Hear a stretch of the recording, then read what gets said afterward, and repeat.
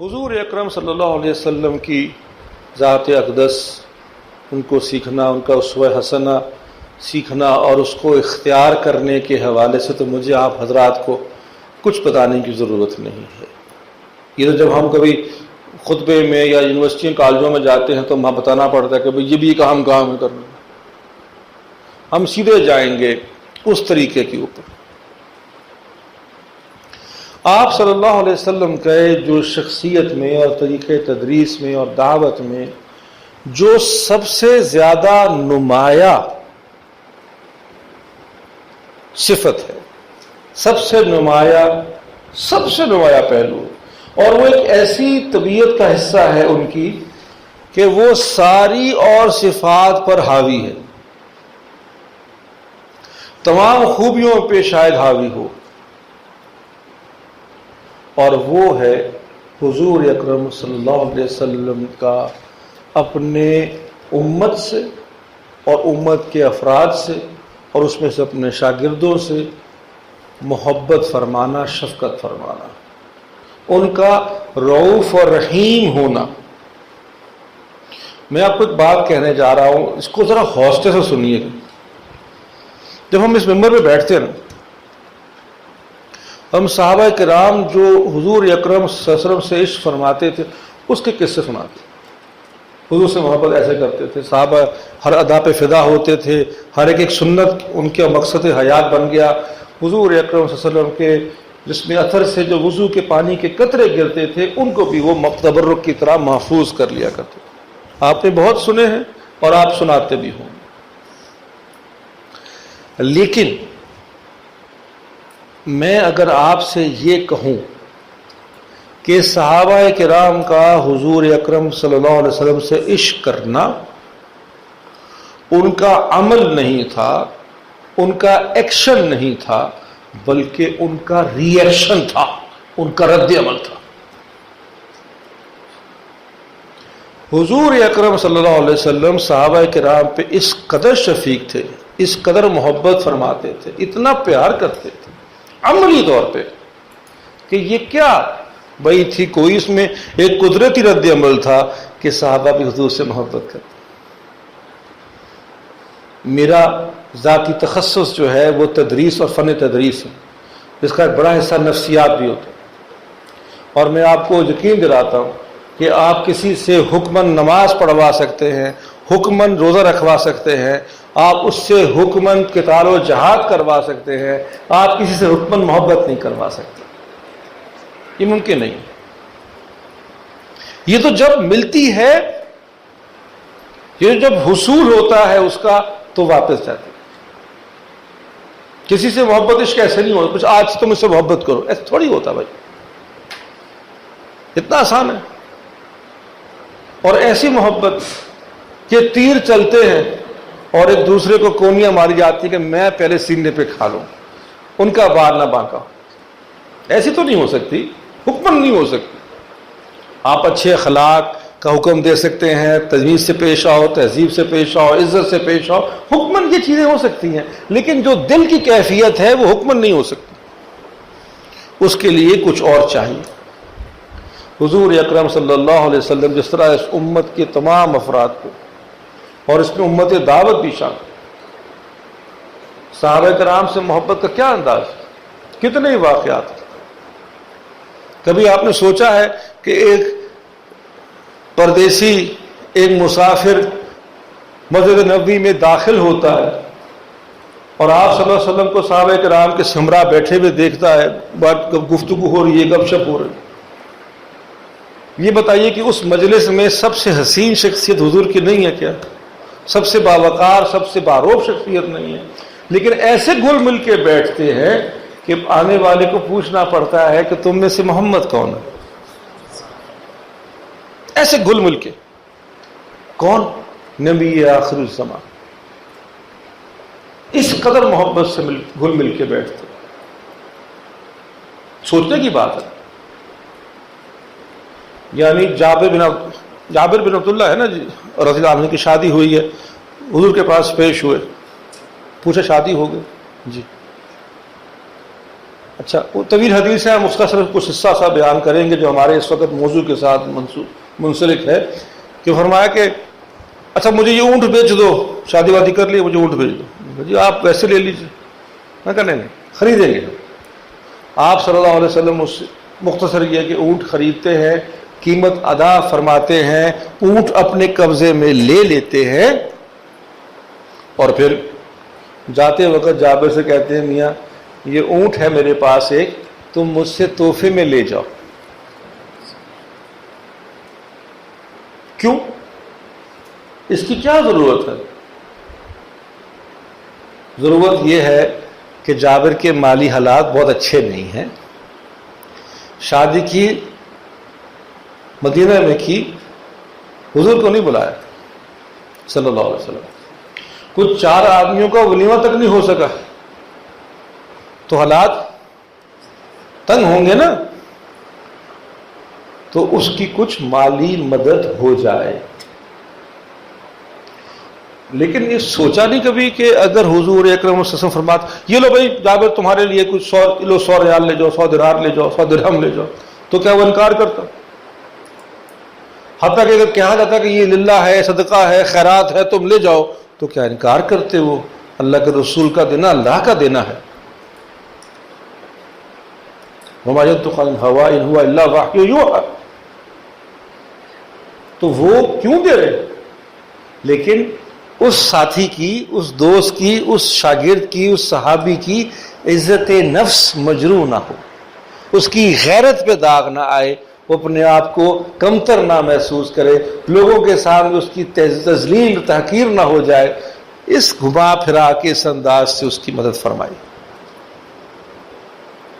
یہ لطیف طریقہ دوستوں کے ساتھ. اچھا ہمارا بالکل الٹ مسئلہ ہے، ہم جس سے قریب ہوتے ہیں سمجھتے ہیں کہ اس کی لطیف باتوں کا خیال رکھنا ضروری نہیں ہے، اس کو بے عزتی کرو کوئی بات نہیں، تو اپنا ہی ہے. ہم نے الٹا بنایا ہوا ایسا، یہ تو اپنا ہے، اس کی خیر ہے.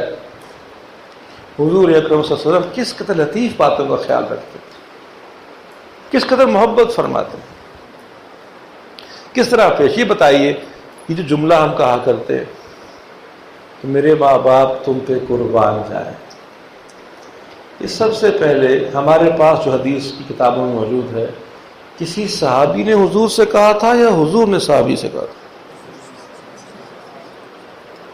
جو آدمی آپ کو، اور دنیا کا سچا آدمی جس پہ کسی کی بات میں کوئی داغ، کوئی شک شبہ، کوئی منافقت خدا نخواستہ کوئی شے نہیں، اور جب وہ آپ کے سامنے اللہ کا رسول کھڑا ہو کے آپ سے کہے گا کہ میرے ماں باپ تم پہ قربان جائیں سعد، تو کیا آپ کا دل نہیں کرے گا کہ میں بھی اس شخص پہ اپنے ماں باپ قربان کر دوں؟ ہماری طرح تو نہیں نا کہ ہم تو ہر بات میں لفاظی سے کام، اللہ کے رسول فرما رہے ہیں، معمولی سی بات. تو کیا ہوا تھا؟ اب ہم طریقے پہ، اب دیکھیں ہر جگہ پہ ایسے. بدر میں جو لوگ قیدی بن کے آ جاتے ہیں، اگر دن کے وقت یہی قیدیوں کے ہاتھ اگر حضور چڑھ جاتے تو کیا کرتے؟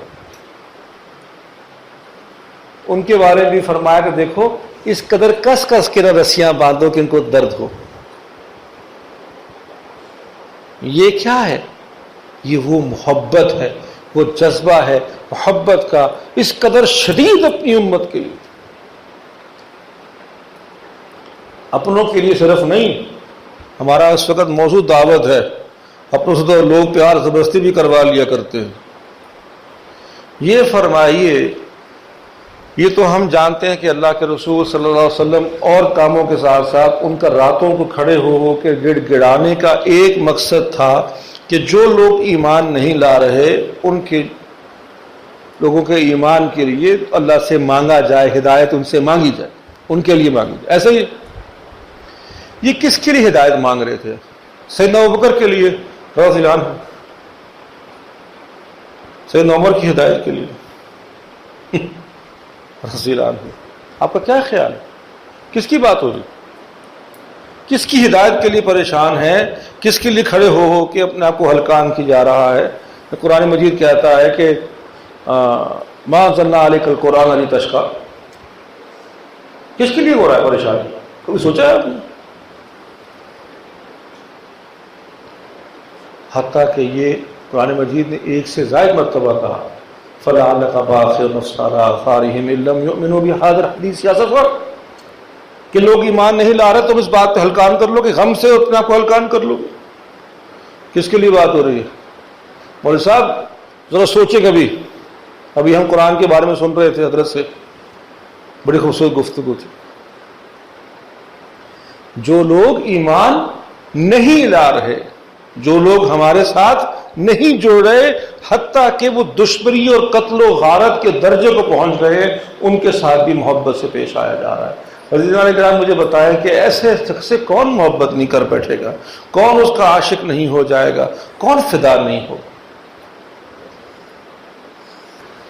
میں عرض کر رہا تھا کہ ان آیات سے اور سیرت طیبہ سے معلوم یہ ہوتا ہے کہ جس وقت دین کی دعوت دی جائے اور اگلا وصول نہ کرے، اگلا قبول نہ کرے، اگلا مخالفت پہ اتر بھی آئے، تو داعی میں جو جذبہ اٹھتا ہے وہ غم کا ہوتا ہے، غصے کا نہیں ہوتا.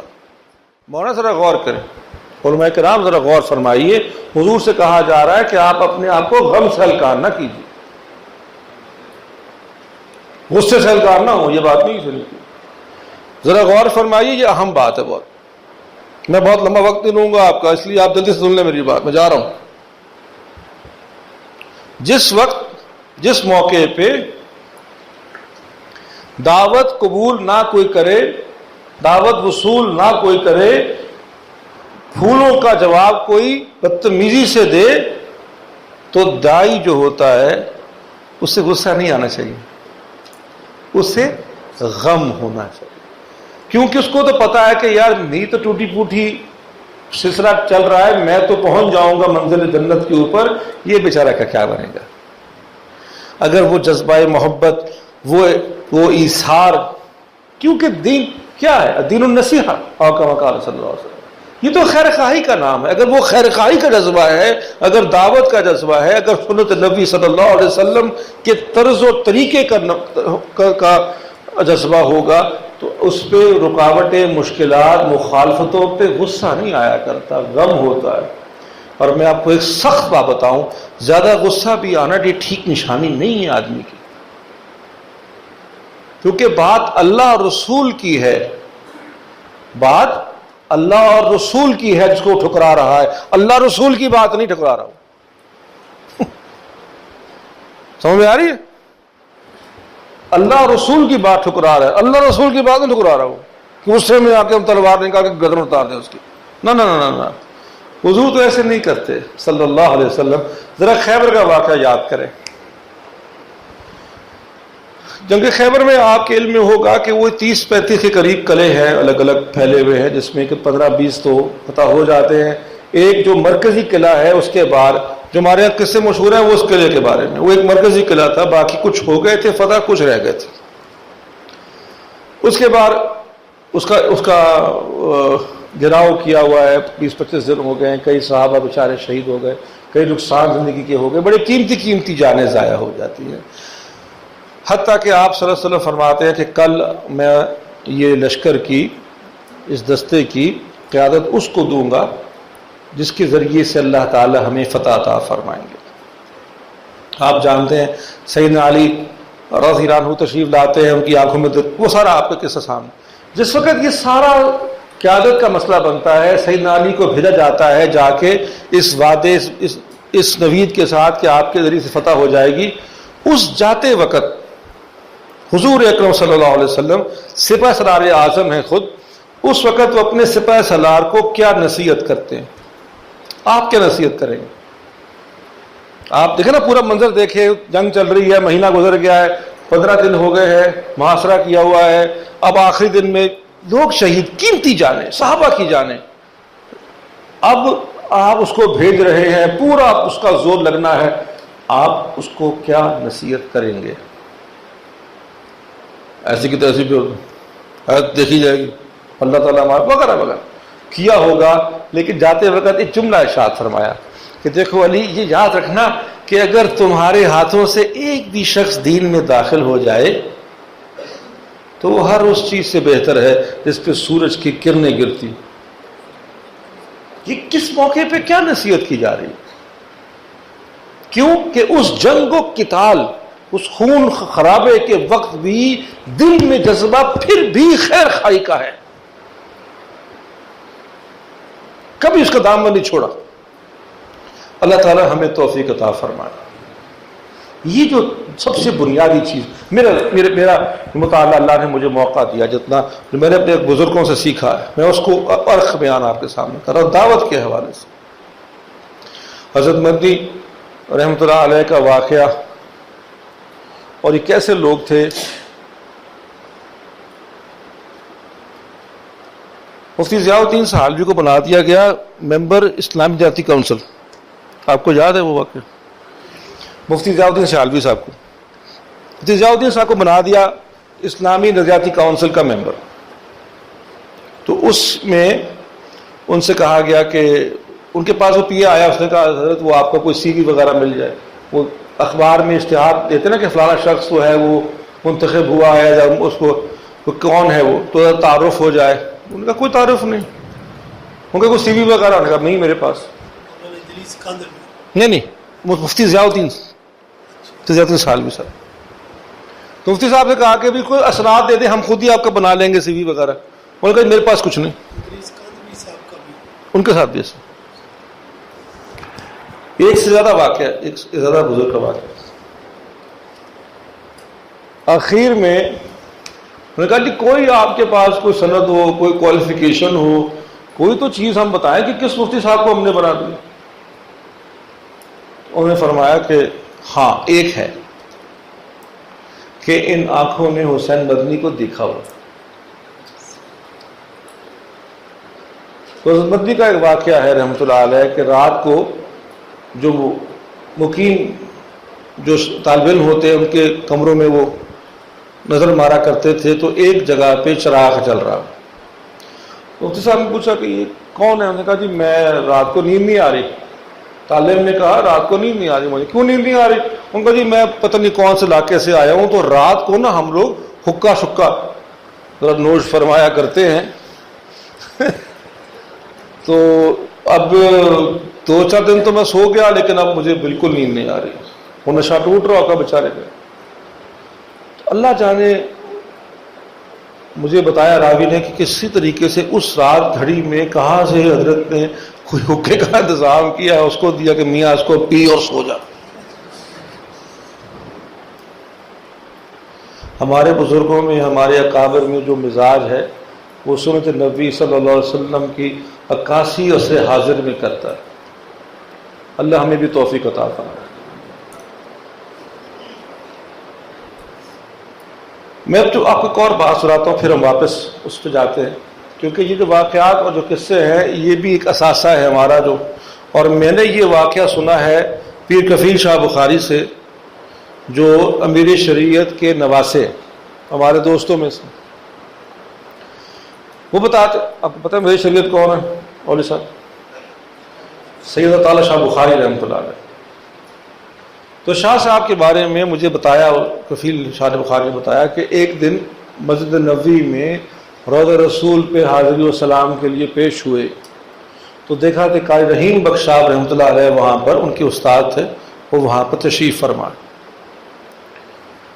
انہوں نے دیکھا استاد جی کو ملے، بڑے خوش ہوئے. تو قاری صاحب نے کہا کہ عطا اللہ تم سے ایک کام تھا، بڑا ضروری ایک کام کر دو. کہ استاد جی حکم فرمائے. تو قاری صاحب نے فرمایا کہ دیکھو مجھے معاف کر دو، میں تم سے معافی چاہتا ہوں. شاہ جی نے کہا استاد جی کیسی بات کر رہے ہیں، میں آپ کو کس بات کے لیے کیسے معاف کر سکتا ہوں؟ آپ میرے استاذ ہیں، میں آج جو کچھ ہوں آپ کی دعاؤں سے، آپ کی شفقت سے، آپ کی کرم، میں تو آپ سے بناؤں. تو فرمایا ہاں وہ ٹھیک ہوگا، لیکن اصل بات یہ ہے کہ جب تم میرے پاس پڑھتے تھے تو میں نے تمہاری 1-2 مرتبہ دھلائی بھی کی، پٹائی بھی کی، تو اس کے لیے مجھے معاف کر. تو شاہ جی نے کہا کہ قاری صاحب وہ تو دھلائیاں کر کے تو ہم یہاں پہنچے، وہ اگر نہ ہوتی تو ہم تو کچھ بنتے بھی نہ۔ تو انہوں نے کہا ہاں یہ بات ٹھیک ہے، یقین جانو میرا جذبہ صرف تمہاری اصلاح کرنے کا تھا، تمہیں تکلیف پہنچانے کا نہیں تھا۔ یہ بڑی ضروری سمجھنے کی بات ہے، میرا مقصد تمہاری اصلاح تھا، تمہیں تکلیف پہنچانے کا نہیں تھا، لیکن پھر بھی تمہیں تکلیف تو ہوئی ہوگی، مجھے اس کے لیے معاف کر۔ یہ جو بڑے لوگ ہوتے ہیں نا، یہ کسی بات پہ بڑے ہوتے ہیں۔ قاری صاحب کا ایک اور جملہ مجھے انہوں نے بتایا، وہ فرماتے تھے کہ اس طالب علم کو، اس استاذ کو طالب علم کو پیٹنے کا یا سزا دینے کا حق نہیں ہے جب تک کہ وہ 40 راتوں تک اس طالب علم کی اصلاح کے لیے تہجد میں دعا نہ مانگ چکا ہو۔ اس سے پہلے وہ سزا مت دے اس کو، پہلے تہجد میں 40 دن دعائیں مانگے، پھر سزا دیکھے کیا دینی ہے، اصلاح نہیں ہو رہی۔ اب یہاں پر میں آپ کو ایک اور بات کروں، اگر کبھی آپ کو مجھ کو کبھی کسی نے کچھ کہا ہے نا اگر استاذ نے، تو اس کو یہ موقع اس کو بیٹھ کے رونے کا نہیں ہے، بلکہ آئندہ کی بات ہو رہی، مستقبل کو دیکھنے کی بات ہو رہی۔ ہمارے بزرگوں کا طریقہ یہ تھا، اگر وہ کرتے بھی تھے، جب وہ کرتے بھی تھے تو ان کا مقصد اصلاح ہوتا تھا، ان کا مقصد غصہ نکالنا نہیں ہوتا تھا، اصلاح کا مقصد ہوتا تھا۔ غصہ نکالنا، اپنا یہ کرنا، گھر سے لڑ کے آئے ہو جا کے اس کی ٹھکائی کر دی، یہ مقصد نہیں تھا۔ سزا دینا، اور بھی دنیا میں سزا ہوتی ہے، ایسے سزا نہیں جس طرح ہم دیتے۔ ہم واپس آتے ہیں، آپ صلی اللہ علیہ وسلم، بات سمجھ میں آ رہی ہے کہ جو آپ صلی اللہ علیہ وسلم کی جو شفقت اور محبت ہے، اس کے جوابی کارروائی یہ ساری ہے کہ جس دن فتح مکہ کے موقع پہ خواتین کی بیعت لی جا رہی ہے، اس بیعت کے دوران جب آپ صلی اللہ علیہ وسلم خواتین سے مخاطب ہوتے ہیں تو ہند آگے سے زبان درازی کی جا رہی ہے۔ یہ خاتون مطلب حضور اس طرح بیعت لے رہے خواتین سے، تو فرما رہے کہ وعدہ کرو کہ اپنے بچوں کو قتل نہیں کرو گی۔ آگے سے کہتی ہے کہ بچوں کو قتل تو تم کرتے ہو، ہمارے بچوں کو تو تم مارتے ہو۔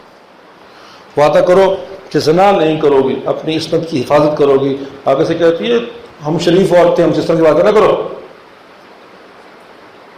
جب سامنے اس کی باری آتی ہے، گردن جھکائے بھی آتی ہے، کیونکہ یہ طریقہ تھا کہ جس کا سر قلم ہونا ہوتا ہے مجرم کا، اس پہلے سے سر جھکا کے پوزیشن بنا کے آتا ہے۔ تو رحمت للعالمین صلی اللہ علیہ وسلم فرماتے ہیں کہ جاؤ ہند، آج معافی کا دن۔ وہ کہتی ہے آپ جانتے ہیں میں کون ہوں؟ یہ وہ خاتون ہے جس نے حضور کے چچا کا پیٹ چاک کر، سینہ چاک کر، کچا کلیجہ نکال کے چبایا تھا۔ حضور کو اتنی ایذا و تکلیف اس دن پہنچی۔ کہتے ہیں ہاں میں جانتا ہوں تم کو۔ اب آگے سے، اب آپ دیکھیں میں الفاظ تبدیل کروں گا، اب آگے سے کیا فرماتے حضرت ہند رضی اللہ عنہ، کہ دیکھتے کہتے محمد جتنی آپ سے پہلے مجھے تم سے نفرت تھی، آج اب سے مجھے آپ سے اتنی محبت ہے۔ یہ جو تبدیلی دل کی آئی ہے، یہ کیسے آ گئی ہے؟ یہ کس طریقے سے آئی؟ حضور اکرم صلی اللہ علیہ وسلم کا جو ٹھاٹے مارتا ہوا سمندر ہے رحمت اور محبت کا، ایثار کا اور خیر کا، اس کے جوابی کارروائی، جو اس پہ نہا لے گا ویسا بن جائے۔ اللہ ہمیں توفیق عطا فرمائے۔ اس لیے یہ جذبہ اپنے اندر پیدا کر، اور یہ جذبہ صرف انسانوں تک، کیا دشمنوں تک نہیں ہے، یہ تو پرندوں کے لیے بھی، جانوروں کے لیے، درختوں اور پودوں کے لیے۔ فتح مکہ کے موقع پہ جو مارچ ہو رہی ہے، 10,000 کا لشکر جو ہے مکہ مکرمہ کی جانب گامزن ہے، اور یہ بڑا مشکل کام ہوتا ہے۔ یہ اگر آپ حضرات جو بیٹھے ہیں ان سے ایک لائن لگوائی جائے سیدھی تو مشکل کام ہے، اور لائن میں مارچ کروائی جہاں سے لے کے تو ہم آپ کو دور لے کے جائیں تو مشکل کام۔ اب تو ہمارے پاس وائرلیس بھی ہوگا، موبائل بھی ہوگا، لاؤڈ سپیکر بھی ہوں گے، اس وقت کچھ نہیں تھا۔ تو یہ تزئین دستہ جو ہے وہ کئی 100 گز لمبا یا میلوں لمبا بھی شاید ہوگا، شروع کے رستوں میں خود حضور موجود ہیں صلی اللہ علیہ وسلم۔ تو راستے میں دیکھتے ہیں کہ ایک کھڈے میں ایک جنگلی کتیا نے بچے دیے۔ اور اگر آپ نے کبھی جانور پالے ہیں یا کبھی دیکھا ہے تو یہ معلوم ہوگا کہ کوئی بھی جانور ہو، بلی بھی کیوں نہ ہو، اگر وہ بچے دیتی ہے تو وہ شروع کے دنوں میں جب بچے بہت چھوٹے ہوتے ہیں تو بلی بھی شیرنی بنی ہوتی ہے، اور وہ اپنے مالک کو، اگر آپ نے اس کو 10 سال بھی پالا ہے نا، آپ کو پاس نہیں آنے دے گی، وہ پڑے گی، وہ پھنکارے گی آپ کو آگے سے، سام کی طرح، شیر کی طرح، وہ بھی دھاڑے مارے گی کہ آپ پریس نہ ہو، میرے پاس نہ ہو۔ وہ جنگلی کتیا ہے، وہ تو پالتو بھی نہیں۔ حضور اکرم صلی اللہ علیہ وسلم اس کھڈے کو دیکھتے ہیں، اس پتہ چلتا ہے اس کے بارے میں، اور لشکر سے کہتے ہیں کہ اپنا رخ تبدیل کر لیں، اس کو ڈسٹرب نہیں کرنا، کیونکہ ظاہر ہے وہ آئیں گے لوگ، وہ پاؤں کی آواز ہوگی، وہ گھبرائے گی، اٹھے گی، کسی کو کاٹنے کی کوشش کرے گی، وہ ماری جائے گی بیچاری، بچے اس کے رول جائیں گے۔ جنگلی کتیا ہے، کسی کی پالتو نہیں۔ میں سوچتا ہوں کبھی اس کتیا کی شان کے بارے میں جس نے حضور اکرم صلی اللہ علیہ وسلم پہ نگاہ ڈالی ہوگی، کبھی سوچتا ہوں اس کتیا کی شان کے بارے میں جس کے اوپر حضور اکرم صلی اللہ علیہ وسلم نے نگاہ کرم فرمائی، اور میں سوچتا ہوں کہ کم سے کم یہ لفظ آج کے بعد ہم گالی کے لیے استعمال نہیں کر سکتے۔ ایک مزاج ہے، میں کوئی شرعی مسئلہ تو نہیں بیان کرتا، تو جانوروں تک، پرندوں تک، درختوں تک، یار ایسے شخص کو کون پیار نہیں کرتا، اور ایسے شخص کی کون بات نہیں مانے گا؟ اب نفسیات پہ آ جائے نا، ایک سادی سی بات ہے، ہم بچوں سے پوچھیں، طالب علم سے پوچھیں، چاہے مدرسے کے ہوں چاہے اسکولوں کالجوں کے ہوں، کہ آپ کا پسندیدہ مضمون یا کتاب کون سی ہے، تو وہ کہتے ہیں کہ جو فلانی۔ اچھا کیوں؟ مجھے اس میں یہ تھا، اس میں بڑا مزہ آیا تھا، فلانا فلانا فلانا۔ جب آپ تھوڑی سی تحقیق کریں گے، تھوڑا سا قریدیں گے، تو معلوم ہوگا کہ اصل میں اس مضمون یا اس کتاب یا اس فن کے جو استاذ تھے نا، اس کے ساتھ ایک شفقت اور محبت کا تعلق قائم ہوا تھا، اس لیے وہ مضمون یا کتاب یا فن اچھا لگتا ہے۔ یہ اس کو خود بھی پتہ نہیں ہوگا، شاید یہ اس کو شاید خود بھی معلوم نہیں ہوگا کہ میں کیوں اس مضمون کو شوق سے پڑھتا ہوں، کیوں میں اس کا ماہر بن گیا ہوں یا بن رہا ہوں۔ اصل بات پیچھے سے کچھ اور ہو۔ جو محبت کا بوٹا دل میں لگائے گا، اسی کا پھل وہ خود بھی کھائے گا، آپ بھی کھائیں گے۔ دعوت دینے جائیں، خطبہ دینے جائیں، واعظ دینے جائیں، بیان دینے جائیں، تو آپ کی گفتگو سے، آپ کے انداز سے، آپ کی شخصیت سے وہ جھلکنی چاہیے، وہ شفقت اور محبت، وہ رؤوف ہونا، وہ رحیم ہونا، کیونکہ آپ رحمت للعالمین کے نمائندے ہیں۔ عزیزان گرامی، ذرا سوچئے، یہ جو پیچھے ممبر ہے، اس کو آپ کیا کہتے ہیں؟ ممبر رسول صلی اللہ علیہ وسلم۔ کیوں؟ یہاں خود رسول آ کے بیٹھے تھے، کبھی خود تشریف فرما ہوئے تھے یہاں پہ، کبھی آتے ہیں، کبھی آئیں گے، پھر کیوں کہتے ہیں اس کو ممبر رسول؟ کیونکہ اس پر جو شخص بیٹھا ہوتا ہے وہ اللہ کے رسول کا نمائندہ ہوتا ہے، اس کی نسبت ہی نہیں ہے، اس کی نمائندگی ہے۔ جیسے آپ صلی اللہ علیہ وسلم امت کے ان لوگوں سے خطاب فرمایا کرتے تھے، اس پر بیٹھ کر یا کھڑے ہو کر، آج آپ لوگ کھڑے ہو کے بات کرتے ہیں۔ آپ کی زبان سے، آپ کی گفتگو سے وہی پھول برسنے چاہیے، اس طرح کے پھول برسنے چاہیے جیسے آپ صلی اللہ علیہ وسلم کی زبان مبارک سے نکلا کرتے۔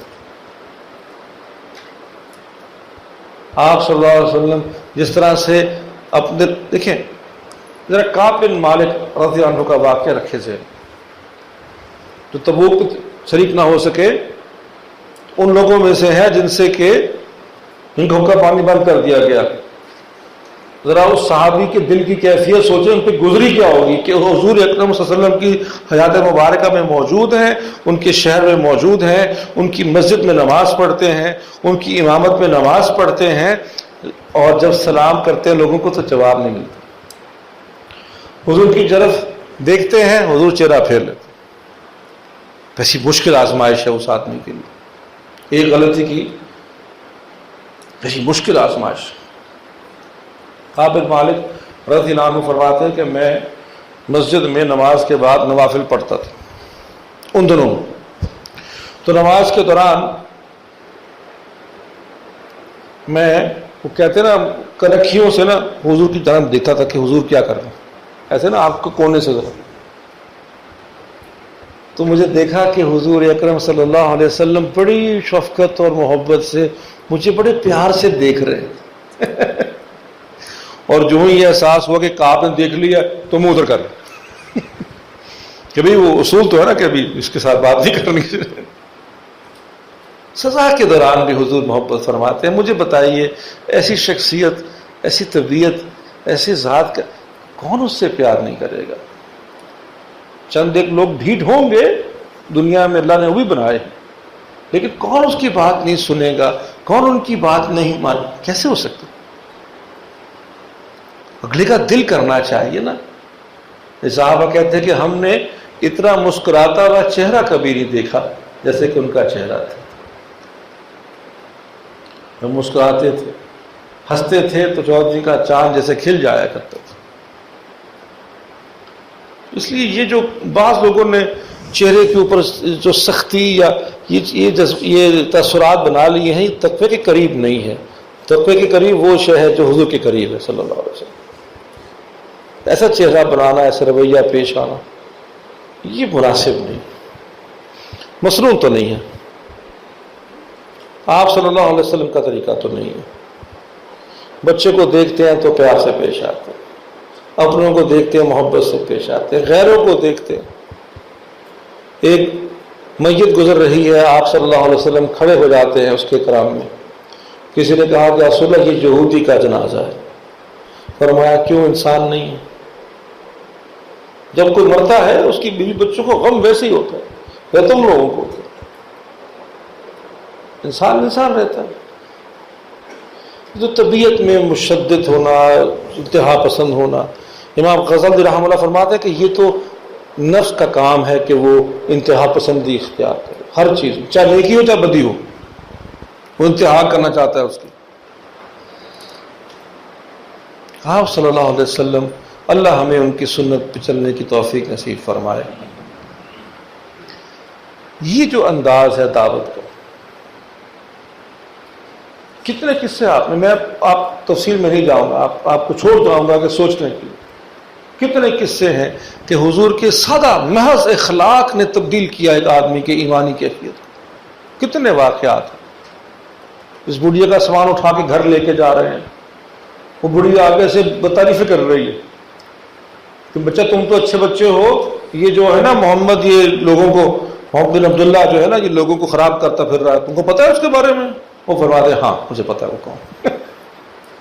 وہ گھر جا کے پوچھتی بیٹا آپ کا کیا نام ہے؟ کہ محمد بن عبداللہ۔ کتنے لوگوں کا ایمان اس بات پہ ہی آ گیا، حضور کے مکان میں اخلاق کی تکمیل کرنے آئے نا اللہ کے نبی صلی اللہ علیہ وسلم۔ ہمارا رویہ جتنا جتنا ان کے قریب ہوگا، جتنا جتنا ہم مزاج ان کے قریب بناتے چلے جائیں گے، اتنا ہی متقی ہوں گے، اتنا نیک ہوں گے، اور باثر بھی ہوں گے، پر اثر طریقہ۔ ان کی خیر خواہی ہے، کیونکہ الدین النصیحہ، خیر خواہی مقصود ہے ہمیں ہر ایک کی، وفاداری مقصود۔ میں جنت میں جا رہا ہوں اور آپ کو دوزخ میں دیکھتا ہوں، میں کیسے دیکھ لوں؟ اگر میں آپ کی بھی پسند نہیں کرتا، کیا فرمایا؟ تمام اخلاق حضور نے جمع کر دی ایک جملے میں، جب فرمایا کہ لا یؤمن احدکم حتی یحب لاخیہ ما یحب لنفسہ، اور کما قال صلی اللہ علیہ وسلم۔ یہ سب کے لیے جو دین کی اللہ کی اور اس کے رسول کی محبت اللہ نے ہمیں عطا فرمائی ہے، وہ ہم اوروں کو کیسے نہ دیں؟ تو جب محبت سکھانی اللہ کے اس کے رسول سے، تو پھر وہ محبت سے سکھائی جائے گی نا بھائی. یہ تو عقلی طور پہ بھی بات سمجھ میں آتی. حکمن غصے سے تو نہیں ہوگا، لڑ لڑا کے تو نہیں ہوگا. اللہ ہمیں توفیق نصیب فرمائے. تو آج کے دور میں آج بھی اور بھی ضروری ہو گیا. میں ایک سیمینار کانفرنس پہ گیا، وہاں پر ایک تصویر لگی تھی بڑی ساری. ایک صاحب ہیں، بڑی سی داڑھی ہے، ان کی ٹوپی انہوں نے پہنی ہوئی، اور ان کے ہاتھ میں، اور وہ بہت سارے ایسے لوگ ہیں داڑھیوں اور ٹوپیوں والے، پتہ نہیں کون ہے کہاں پہ تھا، لیکن وہ تصویر ہے، اس میں سب لوگوں کے ہاتھ میں وہ جھنڈے سے ہیں، اور ان کے ہاتھ میں بڑے بڑے بینر ہیں، اور اس پہ لکھا ہوا ہے سر قلم کر دو اس کا جو کہتا ہے کہ اسلام امن پسند نہیں ہے. سر قلم کر دیں گے اس کا جو کہتا ہے کہ اسلام امن پسند نہیں. بہت اچھے بھائی، یہ چنگی امن پسندی ہے. خبردار کسی نے کہا میں ٹانگیں توڑ دوں گا تمہاری. ہم بہت محبت کرتے ہیں لوگوں سے.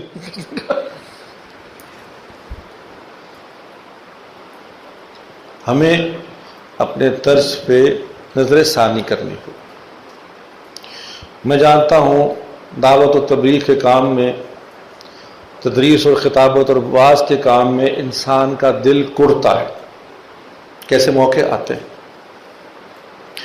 آپ کے سامنے ابھی آپ نے ایک تقریر کی ہے بدعات کے حوالے سے، لوگوں کو عقیدے کی تصحیح کے حوالے سے لوگوں نے بڑا سر دھن دھن کے سنا ہے، جو ہی باہر گئے پتہ لگا پھر سے اس کام میں لگ گئے. تو دل کڑتا ہے، یہ ظاہری بات، یہ قدرتی سی بات ہے.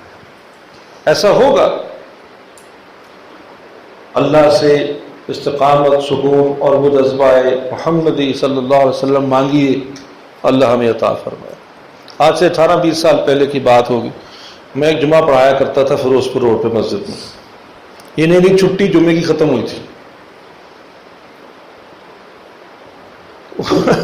ایک صاحب میرے پاس آئے، نوجوان تھا اس وقت، ایسی جذبہ بھی ہوتا ہے. اس نے کہا حضرت آپ جمعے کے خطبے سے پہلے گزارش کریں. میں کہا جی جی حضرت، آپ کا واعظ سننے میں بڑی دور سے آتا ہوں، تو دفتر میں چھٹی ہوتی ہے ہماری 12:30، تو مجھے یہاں آتے آتے ہوئے 20-25 منٹ لگ جاتے ہیں. تو میں جب پہنچتا ہوں تو تقریباً آدھے آپ نے بیان ختم کر لیا ہوتا ہے. میں بڑا محرومی محسوس کرتا ہوں. بڑا مہربانی ہوگی اگر آپ اس کو آگے لے جائیں، تو آپ بیان کو 1 بجے شروع کریں. آج تو میں چھٹی تھی ویسے ہی آگے، آج کچھ اور چھٹی تھی، لیکن ورنہ تو مجھے دفتر سے آنا ہوتا ہے. میں بڑا خوش ہوا. میں کہا اتنا جذبہ ایمانی، اتنا نیک انسان، اتنی محبت اس کو دین سے. میں کہا کچھ کرتے ہیں. میں انتظامیہ سے بھی بات کرتا ہوں، میں تمہارے مالک سے بھی بات کروں گا کہ تمہیں جلدی چھٹی دے دیا کرے. تمہارے اندر جو محبت ہے اسلام کی اور دین کی بات سننے کی، میں پورا کروں گا اس کو. وہ بیٹھ گیا.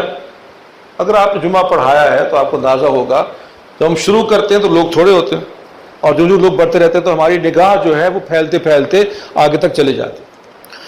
تو تقریباً جب خطبے میں 10-15 منٹ جو رہ گئے تو ایک دور سے دھڑم کر کے گرنے کی کسی کی آواز آئی. میں دیکھا تو وہ نوجوان نیچے گر گیا. بہت پریشان ہوا، اتنا قیمتی امت کا فرد. میں کہا اس کو اٹھاؤ. کیا ہوا؟ اس نے کچھ نہیں ہوا، بس ہو گیا تھا.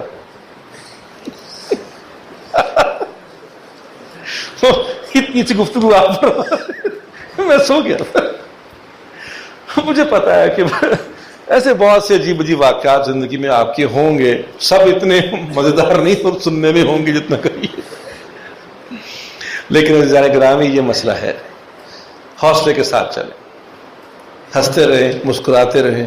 اللہ کے رسول کی سنت ہے اپنے اندر کی تکلیف کو، اپنے غم کو، ہر چیز کو ڈھانپ کر وہ لوگوں سے مسکرا کر ہی پیش آیا کرتے تھے. ہمیں دین کا، امت کا غم ان سے زیادہ نہیں ہے. حضور سے زیادہ متقی بننے کی ضرورت نہیں ہے. آپ صلی اللہ علیہ وسلم ہی معیار ہیں. وہ ہر غم میں اپنے ساتھیوں کے ساتھ، اپنوں کے ساتھ، بچوں کے ساتھ، غیروں کے ساتھ محبت سے اور مسکراہٹ سے ہی پیش آتے ہیں. اللہ ہمیں بھی توفیق عطا فرمائے. آپ کی شخصیت، آپ کی ذات ایسی ہونی چاہیے کہ لوگوں کا آپ کے علاقے میں، آپ کے ادارے میں جہاں تدریس فرما رہے ہیں، مدرسہ ہے یا کوئی اور جگہ ہے، ان کا جی کرے کہ ان کے پاس جاؤں.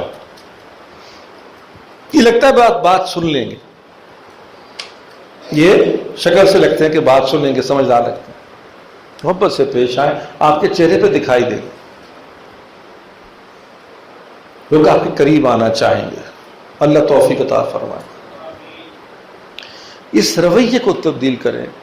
اس رویے کو تبدیل نہیں، مجھے الفاظ غلط کہہ گیا، اس رویے کو اختیار کریں کہ لوگوں کا جی کرے آپ کی طرف کھنچیں، سمجھ میں آئے لوگوں کو کہ اس شخص سے بات ہو سکے. میں بعض اوقات جاتا ہوں ادھر یونیورسٹیوں کالجوں میں بھی جاتا ہوں، ابھی میں سفر میں ملک سے باہر بھی گیا تھا، یونیورسٹیوں میں بھی گیا ہوں، دارالعلوم میں بھی گیا پڑھانے. تو میں سوال جواب ہوتے ہیں تو میں شروع کرتا ہوں کہ یار یہ میں پیسے دوں گا، یہ انعام ہے، یہ 5,000 روپے انعام ہے، اگر آپ میں سے کوئی شخص یہ سوال پوچھ لے مجھ سے جس پہ مجھے غصہ آ جائے. ابھی میں ساؤتھ افریقہ گیا تھا، وہاں پہ ڈربن یونیورسٹی کے کچھ لوگوں سے میری بات، طلباء سے بات ہو رہی. میں نے کہا بھائی یہ 5,000، اس وہاں کے وہ 1,000 رینڈ کہتے ہیں. میں کہا میں جمع کروا رہا ہوں ان صاحب کے پاس، اگر آپ نے کوئی سوال کیا اور مجھے غصہ آ گیا، پیسے آپ. ایک صاحب نے سوال کیا کہ پاکستانیوں کے بارے میں ہماری یہ رائے ہے، اچھا پاکستانی وہ ہے جو مر چکا ہو.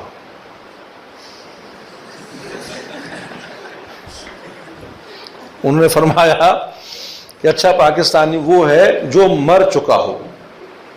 میں نے کہا حضرت میں آپ سے وعدہ کرتا ہوں کہ ایک دن میں مر جاؤں گا، انشاءاللہ آپ کو مر کے دکھاؤں، آپ فکر نہ کریں، یہ میری گارنٹی ہے کہ میں مر جاؤں گا. لیکن آپ ایسا کیوں کہہ رہے ہیں؟ اس نے کہا جی بس یہ فراڈیے سے ہوتے ہیں، یہاں پہ آتے ہیں ہمارے پیسہ بٹورتے ہیں ہمارے سے، یہاں پر بڑا کچھ ہوا ہے ہمارے ساتھ، آپ کو نہیں پتا. تو سارے ایسے ہی ہیں. میں نے کہا جی اصل میں بات پتہ کیا ہے، ہمارے ہاں جو گند بلا ہوتا ہے نا وہ ہم سارا باہر بھیج دیتے ہیں. ہمارے ہاں ایسا کچھ نہیں ہے، آپ آگے دیکھ لیں. لیکن اس کے بعد سوال جواب ہوئے. خیر یعنی کہ بعض اوقات آپ کو وہ جو ایک ربط نہیں ہو رہا ہوتا، اس ربط کو کا پل جو ہے وہ عامی نہیں پار کرے گا، وہ آپ کو پار کرنا ہوگا. اس میں پہل آپ کو کرنی ہوگی. اگر آپ یہ مسند پہ بیٹھ جائیں گے ہاتھ پیر چموانے کے لیے، اگر یہی کچھ کرنا ہے تو ہری جھنڈی پکڑ لو اپنے ہاتھ میں ہلانے کے لیے، اس سے مکھیاں جھلا کرو. میاں اگر اللہ کے رسول صلی اللہ علیہ وسلم کی طرز پہ چلنا ہے تو پھر آپ کو پہل کرنی پڑے گی. آپ کو آگے بڑھ کے جو لوگ نہیں آپ کے، ہمارے بزرگ فرماتے ہیں کہ جو کٹتا ہے نا اس سے جڑو، اس کے قریب جاؤ. حضرت شیخ الہند رحمۃ اللہ علیہ، آپ کو پتہ ہے کہ ایک زمانے میں ایک مناظرت بھی کرتے تھے. دہلی کے پرانے کتب خانوں کی کچھ کتابیں ہیں جن کی پروف ریڈنگ حضرت نے فرمائی. تو ان دنوں میں نوجوانی میں دہلی میں کوئی رہا کرتے تھے، اور وہیں پر جس طرح وہ لڑکوں نے نہیں کوئی فلیٹ لیا ہوتا، تو ان کے اور ان کے دوست نے مل کر ایک فلیٹ چھوٹا سا کمرہ لے کے وہاں رہا کرتے تھے. تو وہ ان کا پرانا دوست تھا، بڑا پرانا دوست تھا، بڑا گہرا دوست تھا، ساتھ رہا کرتے تھے. تو وہ داڑھی منڈا تھا،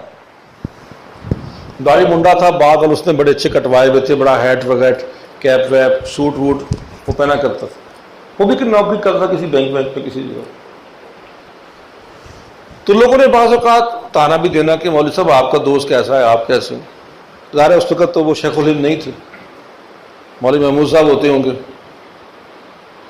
تو ان کا مولوی صاحب آپ کا دوست ایسا ہے، آپ کیسے ہیں، ساتھ رہتے ہیں، دن رات کھاتے پیتے ہیں، یا تو اندر سے آپ بھی ایسے ہی ہوں گے.